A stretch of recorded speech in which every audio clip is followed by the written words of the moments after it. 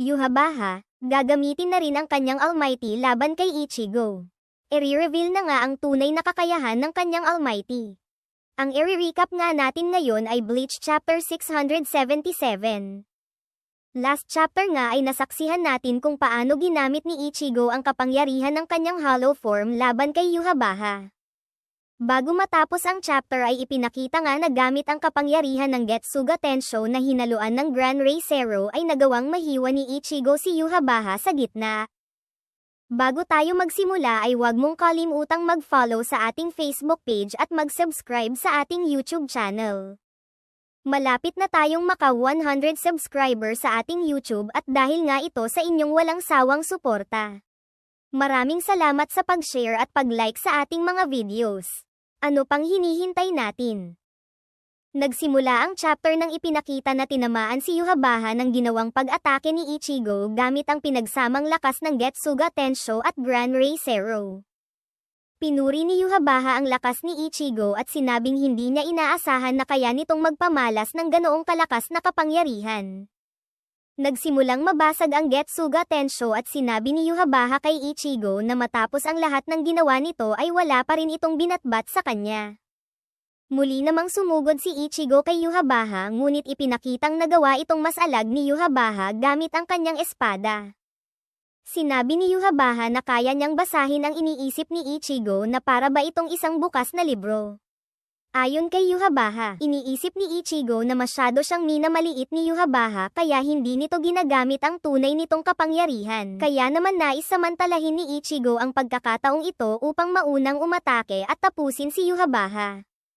Ngunit sinabi ni Yhwach kay Ichigo na sayang at tapos na ang pagkakataon na ito habang ipinakita na inactivate na nito ang kanyang Almighty. Sinabi ni Yhwach na tunay ngang napakalakas ng kapangyarihan ni Ichigo kaya naman sisiguraduhin niya na hindi na ito bigyan pa ng kahit anong pagkakataon. Ipinakita naman na nawasak ang buong lugar dahil sa pagsabog. Si Orihime ay nakaupo sa sahig habang patuloy naman ang paglalaban ni Ichigo at Yhwach. Sinimulang bunutin ni Ichigo ang isa pa niyang espada ngunit bago pa man niya magawang umatake ay naglabas din ng isa pang espada si Yhwach at inatake nito si Ichigo na naging dahilan upang tumalsik ito. Sinabi ni Yhwach kay Ichigo na hindi lang siya ang may kakayahang gumamit ng dalawang espada.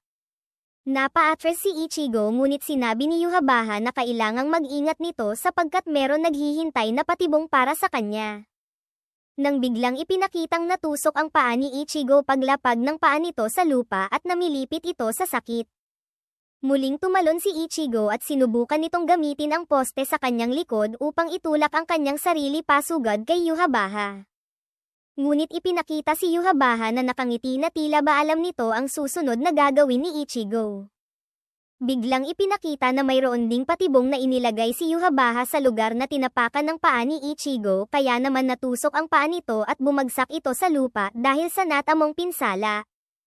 Inatake ni Yhwach si Ichigo habang ito ay nakaluhod sa sahig ngunit nagawa nitong makaiwas. Sinabi ni Yhwach na dahil sa kapangyarihan ng kanyang Almighty ay kaya niyang makita ang hinaharap kaya naman nagawa niyang maglagay ng mga patibong sa mga lugar na tatapakan ni Ichigo. Sinabi naman ni Ichigo na kung totoo nga na kayang makita ni Yhwach ang hinaharap, bakit hindi niya magawang matamaan si Ichigo gamit ang espada nito? Tumawa lang si Yhwach at muling inatake si Ichigo habang ipinakita naman na muli itong naiwasan ni Ichigo. Naisip ni Ichigo na hindi kayang makita ni Yhwach ang lahat ng maaring mangyari sa hinaharap. Sapagkat kung tunay nga na nakikita niya ang lahat bago pa mangyari ang mga ito ay marami na sana siyang pagkakataon upang makontra ang mga ginawang atake ni Ichigo. Ngunit wala nga itong ibang ginawa kundi salagin lamang ang mga atake na ginagawa niya.